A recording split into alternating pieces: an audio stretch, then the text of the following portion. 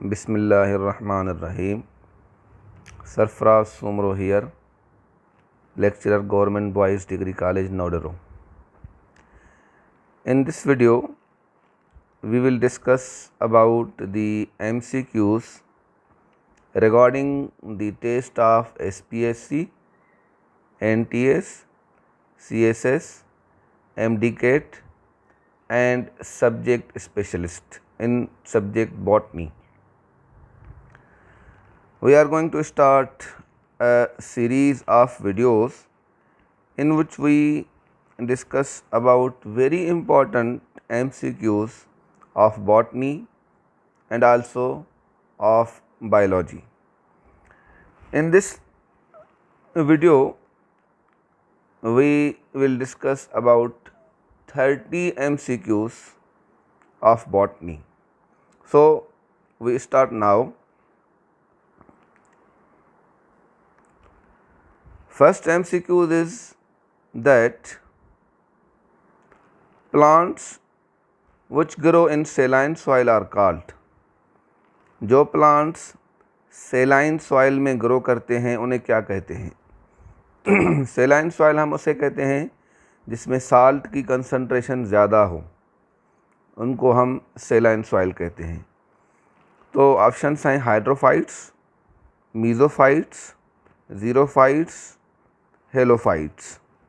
तो हाइड्रोफाइट्स वो प्लांट्स होते हैं जो वाटर में ग्रो करते हैं, मर्ज्ड एंड सबमर्ज्ड. मीज़ोफाइट्स वो प्लांट होते हैं जो एडिक्वेट अमाउंट ऑफ वाटर की जितनी रिक्वायरमेंट हो उतनी ही वो. और मीज़ोफाइट जो हैं आइडियल प्लांट्स हैं, ज़्यादातर जो प्लांट्स होते हैं मीज़ोफाइट. ज़ीरोफाइट वो प्लांट होते हैं जो ग्रो करते हैं जहाँ पानी बहुत कम हो, डेज़र्ट हैं या माउंटेनियस एरियाज़ हैं वहाँ. तो इनका जो करेक्ट ऑप्शन होगा वो होगा हेलोफाइट्स. हेलोफाइट्स वो प्लांट हैं जो सेलाइन सॉइल में ग्रो करते हैं. सेकंड जो MCQs है वो ये है, which of following is carnivorous plant. वो प्लांट्स जो कार्निवोरस हों, वो प्लांट्स जो इंसेक्ट और फ्लाइज को ट्रैप करते हों. वैसे तो सारे प्लांट्स ऑटोट्रॉफ हैं, लेकिन with some exceptions there are certain type of plants which digest insects. they do have modifications. उनके हाँ एक modifications होती हैं, ऐसी structures बनी हुई होती हैं जिससे वो ट्रैप करते हैं. तो pitcher plant, sundew plant, Venus fly trap plants यहाँ सभी हैं. तो इसका जो करेक्ट आंसर होगा ये होगा कि ये जो सारे प्लांट्स हैं ये सारे कार्निवोरस प्लांट्स हैं. थर्ड MCQ है कि ग्रेगर जॉन मेंडल, जिसे हम फादर ऑफ जेनेटिक्स भी कहते हैं. जेनेटिक्स दो हम पढ़ते हैं डायरेक्शंस में. एक जेनेटिक्स वो है जो हम पढ़ते हैं मॉलिक्यूलर जेनेटिक्स, वो एडवांस आफ्टर 1900. और बिफोर 1900 जो जेनेटिक्स है वो है ग्रेगर जॉन मेंडलियन जेनेटिक्स. तो मेंडल ने जब जेनेटिक्स पे काम किया तो उसने कौन सा प्लांट सेलेक्ट किया था अपने एक्सपेरिमेंट के लिए?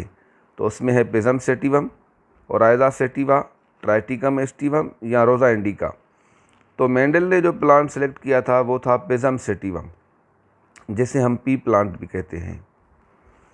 फोर्थ MCQ है कि एल्जी की स्टडी और फंजाई की स्टडी को क्या क्या कहते हैं? Study about algae is dash and study about fungi is dash. तो phycology oncology, phycology mycology, oncology mycology, phycology physiology. तो आपको पता होना चाहिए कि एल्जी की स्टडी को हम फाइकोलॉजी कहते हैं और फंजाई की स्टडी को हम कहते हैं माइकोलॉजी. तो जो इसमें करेक्ट आंसर हुआ वो है फाइकोलॉजी और माइकोलॉजी.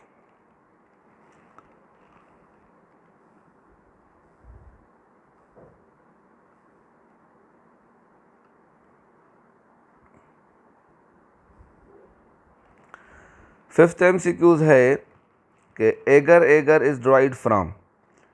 एगर एक पॉलीसेक्राइड है, जेली लाइक पॉलीसेक्राइड है जो एल्जी की सेल वॉल से ऑब्टेन की जाती है. तो algae, you all know that algae are classified on the basis of pigments which are present inside the algae. Algae में पिगमेंट की वजह से हम उन्हें क्लासिफाई करते हैं. तो क्या brown algae, red algae, golden algae या ग्रीन एल्गी। तो आप ये नोट कर लें कि जो एगर एगर है एक जेली लाइक पॉलीसेकेराइड है, वो हमें ऑब्टेन होता है रेड एल्गी से। वो कहाँ से मिलता है? रेड एल्गी से मिलता है।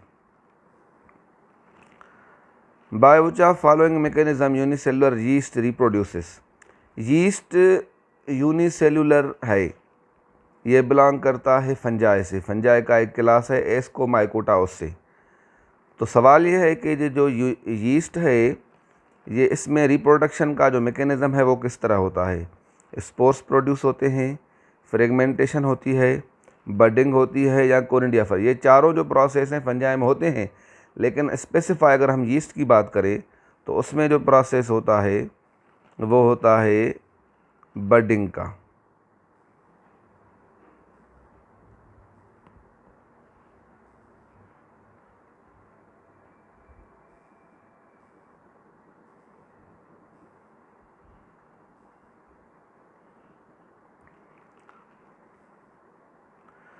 सेवेंथ MCQ है कि which model is proposed by Singer and Nicolson.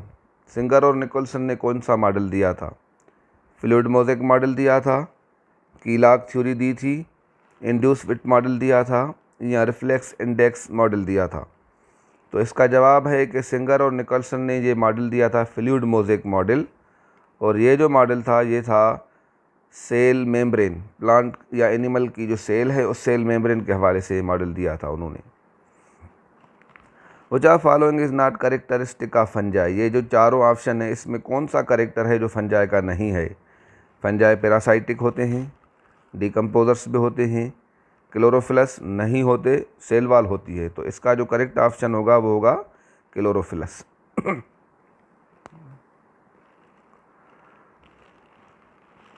Which of following is called black bread mould.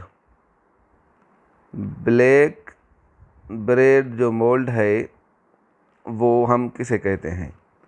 Yeast को कहते हैं। ये चारों ऑप्शंस फंजाई के हैं। यीस्ट को कहते हैं, राइजोपस को कहते हैं, मशरूम को या पेनिसिलियम को कहते हैं। तो इसका करेक्ट आंसर होगा Rhizopus. Rhizopus stolonifer, Rhizopus stolonifer हम इसे कहते हैं black bread mould, black bread mould कहते हैं हम इसे। Which of following is called night shades family. ये जो चारों फैमिलीज़ हैं इनमें कौन सी वो फैमिली है जिसका अदर नेम नाइट शेड्स है? Fabaceae, Solanaceae, Poaceae, Rosaceae. तो इसका जो आंसर है वो है सोलेनेसी। अभी ये सवाल कभी कभी स्टूडेंट्स करते हैं कि सर हमें इन्हें नाइट शेड्स क्यों कहते हैं। असल में क्या है कि सोलेनेसी फैमिली में कुछ स्पीशीज़ ऐसी हैं जिसमें अल्कलाइड पॉइजन्स मिलते हैं, तो उन पॉइजन्स की वजह से हम उन्हें कहते हैं नाइट शेड्स। MCQ नंबर 11 है which one of following is odd. ये जो चारों ऑप्शन है इसमें कौन सा वो ऑप्शन है जो ऑड है, मतलब दोनों से डिफरेंट है? फनेरिया, मार्कनशिया, मॉस, राइनिया। अभी आपको पता है कि ये जो फनेरिया, मार्कनशिया और मॉस हैं ये सारे बिलोंग करते हैं ब्रायोफाइट से। और ये जो है राइनिया जो है ये फॉसिल है, फॉसिल तो औरों के मुकाबले में। और ये जो राइनिया है ये ज़ाइलोप्सिडा से बिलोंग करता है, तो ये फॉसिल है। तो ये इन तीनों से मतलब ये डिफरेंट है, इसलिए हम इसे ऑड कहते हैं। MCQ नंबर 12 है which are not following fossil. ये सारा क्वेश्चन बार रिपीट हुआ, तो इसमें भी ये करेक्ट आंसर इनका होगा राइनिया कि ये फॉसिल है, क्योंकि फर्न भी फॉसिल नहीं है, फनेरिया, साइकस ये सारे फॉसिल नहीं है, राइनिया प्लांट फॉसिल है। राइनिया असल में स्कॉटलैंड में एक विलेज है, तो वहाँ से ये प्लांट मिला था, तो इस हवाले इसका नाम रखा गया राइनिया। हॉर्स टेल्स जो होते हैं वो किस क्लास में इंक्लूड होते हैं? ज़ाइलोप्सिडा में, स्फेनोप्सिडा में, लाइकोप्सिडा में या टेरोप्सिडा में? तो इसका करेक्ट आंसर है स्फेनोप्सिडा, हॉर्स टेल्स, क्योंकि इन प्लांट की जो स्ट्रक्चर इस तरह होती है जैसे टेल ऑफ हॉर्स, जो हॉर्स का टेल है इस तरह उनकी स्ट्रक्चर, इसलिए हम इन्हें हॉर्स टेल कहते हैं। और इन्हें हम इकोजेटम भी कहते हैं। Dash is called mongolism.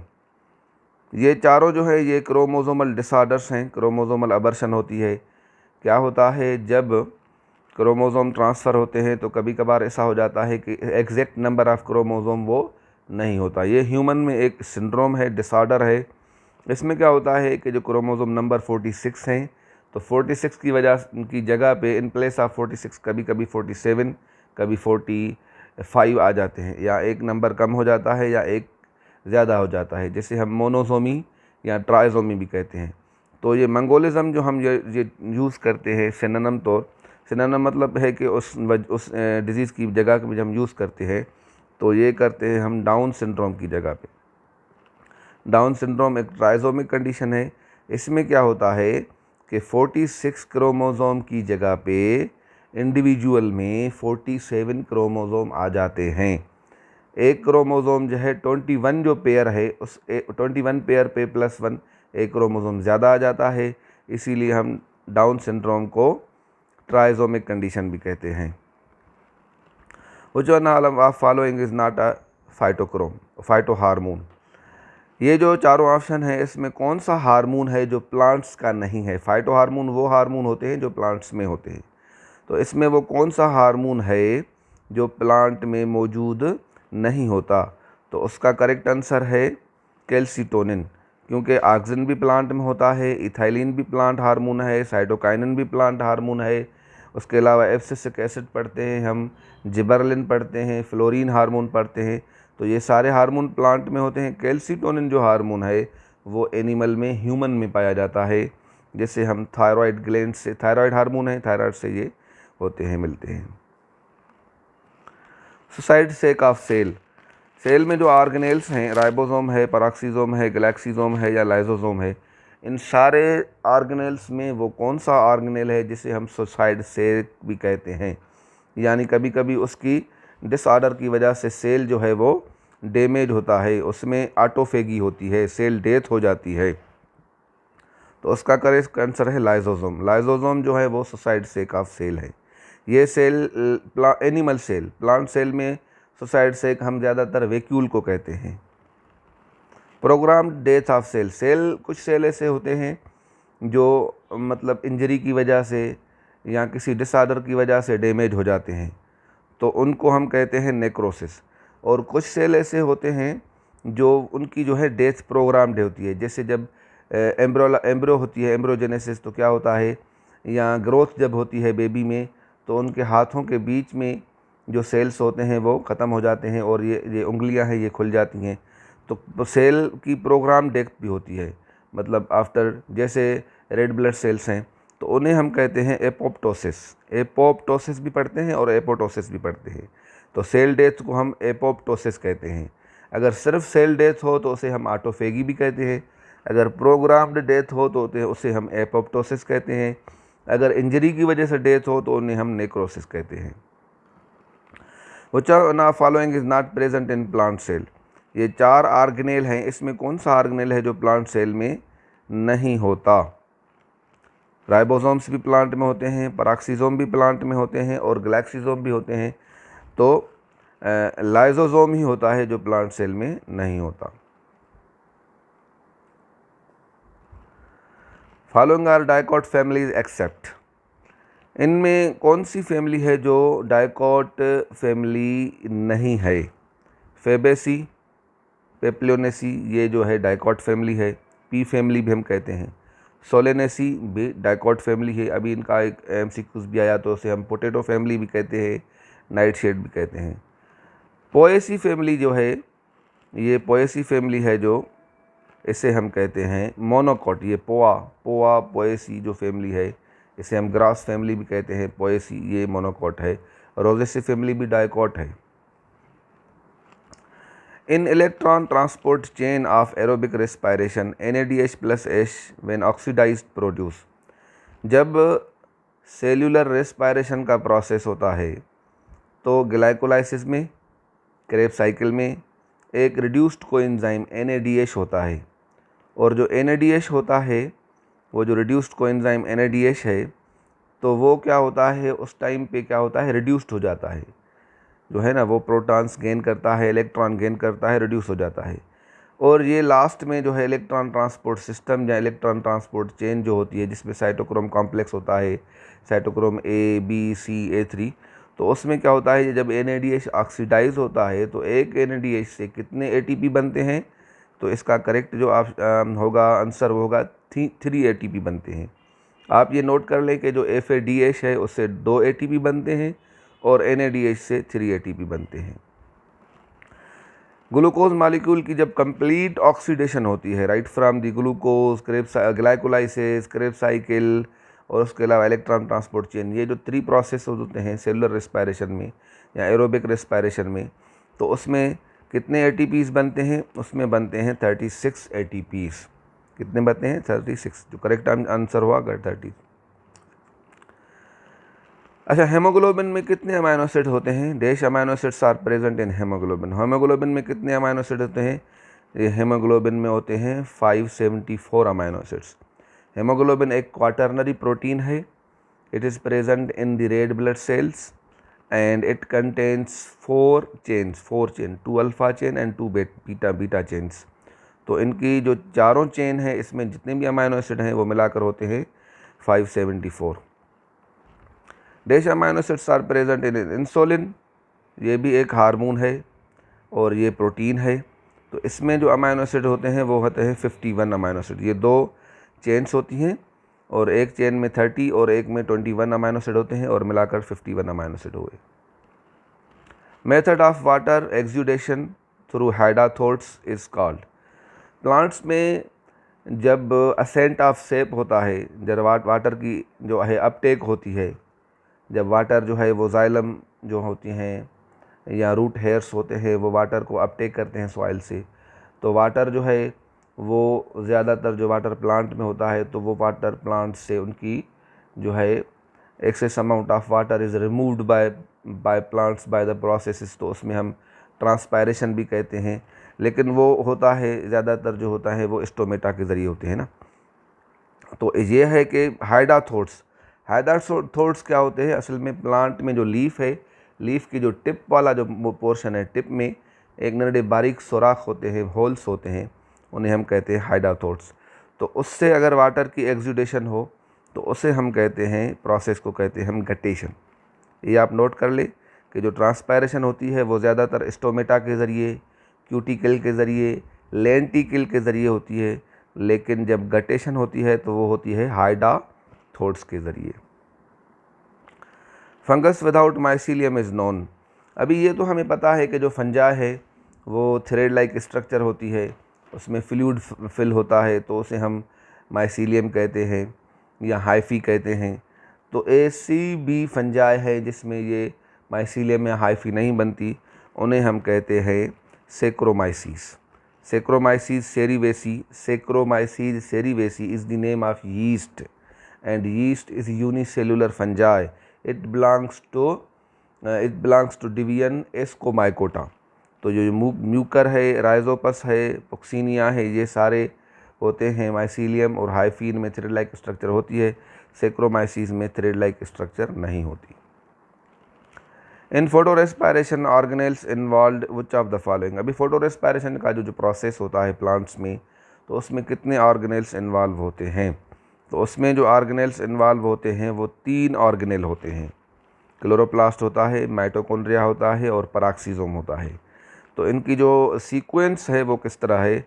तो जो इसका जो करेक्ट आंसर है वो ये है कि क्लोरोप्लास्ट से स्टार्टिंग होती है, फिर माइटोकॉन्ड्रिया और फिर पैराक्सीजोम, ये फोटो रेस्पायरेशन। ये हमने लाइट रिएक्शन में भी डिस्कस किया था कि फोटो रेस्पायरेशन का प्रोसेस किस तरह होता है, और इसमें भी जो है वो जो है हम कहते थे कि ये वेस्टफुल प्रोसेस है, इसमें कोई भी मतलब नहीं बनती, ATPs वगैरह नहीं बनती, लेकिन ये प्रोसेस स्टार्ट तो क्लोरोप्लास्ट में होता है लेकिन कंप्लीट पैराक्सीजोम में होता है जाके। Chromosomes could be observed. अभी हम एक लेक्चर रखेंगे सेल साइकिल का, जिसमें हम डिफरेंट स्टेजेस पढ़ेंगे कि जो क्रोमोसोम्स हैं वो डिस्पर्स हो जाते हैं, फिर वो क्रोमोसोम्स अरेंज्ड होता जाते हैं। तो ये सारे स्टेप्स होते हैं, प्रोसेस होते हैं। इन सारे स्टेप्स और प्रोसेसेस में जो 4 प्रोमिनेंट जो माइटोसिस और मियासिस में होते हैं, माइटोसिस में एक डिवीजन होती है, मियासिस में से मियाटिक 1 और मियाटिक 2 होती है। तो ये क्रोमोसोम्स जो हम वो कहाँ ऑब्ज़र्व कर सकते हैं, तो ये जो chromosomes could be observed or seen in the process of prophase. Prophase में ये क्रोमोसोम हम देख सकते हैं। वैसे जो क्रोमोसोम जब सेल डिवाइड हो जाता है तो ये सारे क्रोमोसोम डिस्पर्स हो जाते हैं क्रोमेटिन मटेरियल के बने। अच्छा, जो एंजाइम्स होते हैं, पेप्सिन एक एंजाइम है।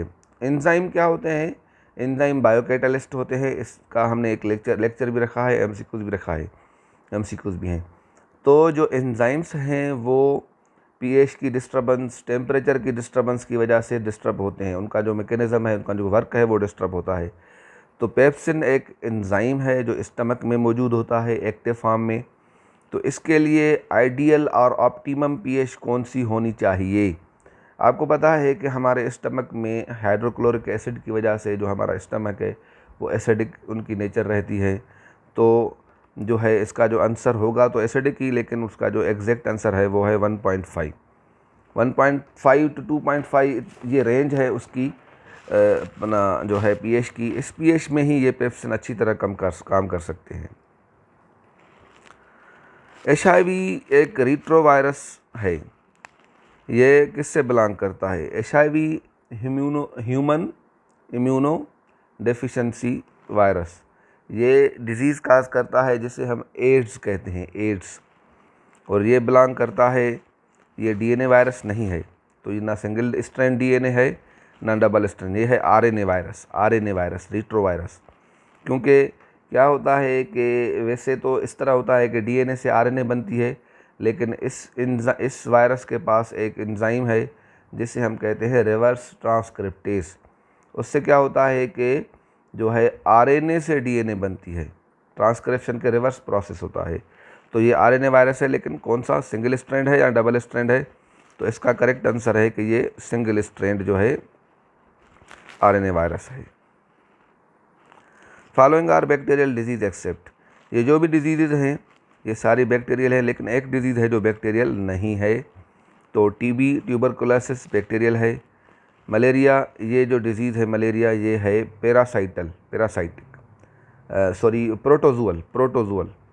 प्रोटोजुआ जो है एक प्रोटोजुआ है जिसे हम प्लाज्मोडियम कहते हैं। तो प्लाज्मोडियम की वजह से जो डिज़ीज़ होती है उसे हम मलेरिया कहते हैं। बाकी टेटानस और साइफिलिस ये सारी बैक्टीरियल डिजीज़ है। तो ये सारे MCQs थे जो MDCAT में भी आ सकते हैं, CSS के एग्ज़ाम्स में भी आ सकते हैं। ये सारे MCQs जो सब्जेक्ट स्पेशलिस्ट बॉटनी की टेस्ट है उसमें भी आ सकते हैं। और ये सारे MCQs जो हुए वो हमारे मुख्तलिफ़ जो टेस्ट होती हैं जिसमें साइंस, बायोलॉजिकल साइंस हो, उसमें भी आ सकते हैं। तो ये हमने पहला वीडियो रखा था। इंशाल्लाह नेक्स्ट इसकी सीरीज़ एक बनाएंगे, इसमें और भी वीडियोज़ रखेंगे। ये सीरीज़ अलग होगी।